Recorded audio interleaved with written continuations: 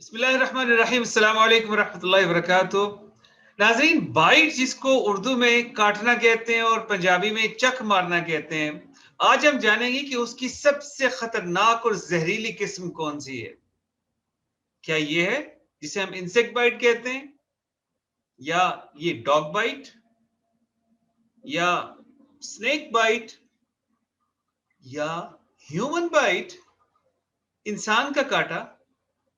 तो याद रखिए कि सबसे ज्यादा खतरनाक जो काटा हुआ होता है ना, वो ह्यूमन बाइट से होता है, और उसमें से भी उसकी दूसरी टाइप।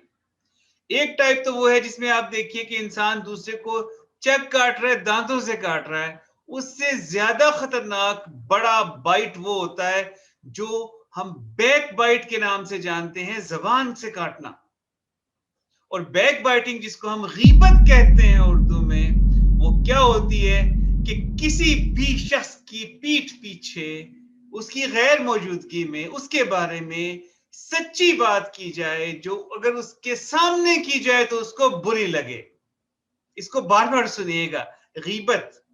और ये इतना बड़ा गुनाह है और इतना खतरनाक बाइट है, बैक बाइट है, कि जिसके बारे में हमारे दीन ने मुझे और आपको बताया कि ये जिना से बड़ा जुर्म है। ये ऐसा ही है जैसे मुर्दा भाई का गोश्त खाना। ये इससे भी बुरा है कि इंसान किसी मरे हुए, गले हुए, सड़े हुए गधे का गोश्त खाए। ये माशरे में फितना फैलाता है।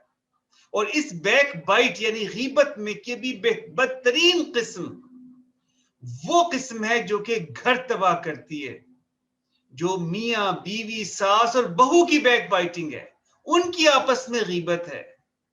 क्या आप ये जानते हैं कि जिसकी आप गीबत कर रही हैं या कर रहे हैं, रोजे कयामत आपको उसके बदले में अपने नेक अमाल उसको देने पड़ेंगे। चूंकि हमारी बहनें और माएं इस अमल में ज्यादा गिरफ्तार होती हैं, तो मैं उनसे कहूंगा कि क्या जिस बहू को आप देखना नहीं चाहती, जिस सास को आप देखना नहीं चाहती, उनको अपनी नेक अमाल देना गवारा कर लेंगी? तो खुदारा गीबत से बचिए। और उसका बेहतरीन तरीका मेरे महबूब पाक सल्लल्लाहु ताला अलैहि वसल्लम ने फरमाया कि जो शख्स अल्लाह और यौम आखिरत पे ईमान रखता है, उसे चाहिए कि बोले तो अच्छी बात बोले, वरना खामोश रहे। और दूसरा बड़ा इंपॉर्टेंट नुक्ता कि हम जब अपनी खामियों पे ज्यादा नजर रखेंगे तो हमें दूसरों की खामियां कम नजर आएंगी और फिर हम उनको बयान भी कम करेंगे। अल्लाह सुब्हानहू व तआला हमें बाइट की इस शदीद तरीन किस्म से और हर तरह के जरर से बचने की तौफीक अता फरमाए। अपने और अपने अहले खाना का ख्याल रखिएगा। अस्सलामु अलैकुम व रहमतुल्लाहि व बरकातहू।